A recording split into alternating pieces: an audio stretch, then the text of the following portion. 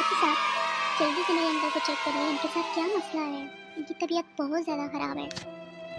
Okay okay बेटा, मैं check करता हूँ। क्या मसला है? जी, तो आपको क्या मसला है?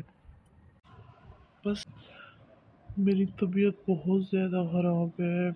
बहुत बुखार भी था, रात को उठ ही नहीं सकता, सीना भी बहुत ख़राब है, खांसी इतनी ज़्यादा थी। अरे तो बेटे, आपको इस समय में ठंडा पानी नहीं पीना चाहिए। आपको तभी आपका सीना भी खराब है और आपको बुखार भी है। हाँ हाँ, अभी मैंने इनको कोक भी पिलाई है। बहुत अच्छे बच्चे, आपको पता नहीं इनकी उम्र क्या है। इनको अपनी उम्र के हिसाब से चीज़ें खानी चाहिए।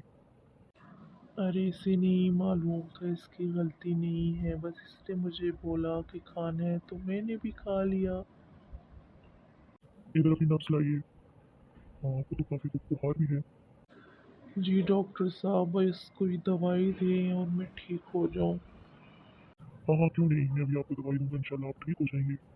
अभी मैं आपको कोई दवाई लिख के देता हूँ, आपने वो दवाई सुबह शाम दोपहर 3 टाइम लेनी है, ठीक है? ठीक है डॉक्टर साहब। अभी मैं आपको एक इंजेक्शन लगाऊंगा जिससे आपकी तबीयत ठीक हो जाएगी और घर के लिए कुछ एहतियात दूंगा।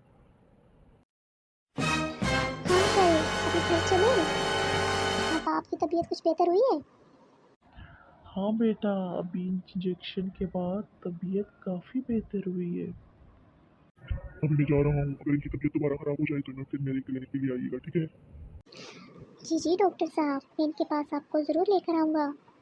अभी तो आपने इंजेक्शन दे दिया, अगर इनकी तबीयत ठीक ना हुई तो मैं इसको आपके पास दोबारा लेकर आऊँगा। अंकल, अभी घर चलें? हाँ हाँ बेटा, क्यों नहीं, चलो घर जाते हैं, बहुत देर हो गई, तुम्हारे अम्मी अबू भी परेशान हो रहे होंगे।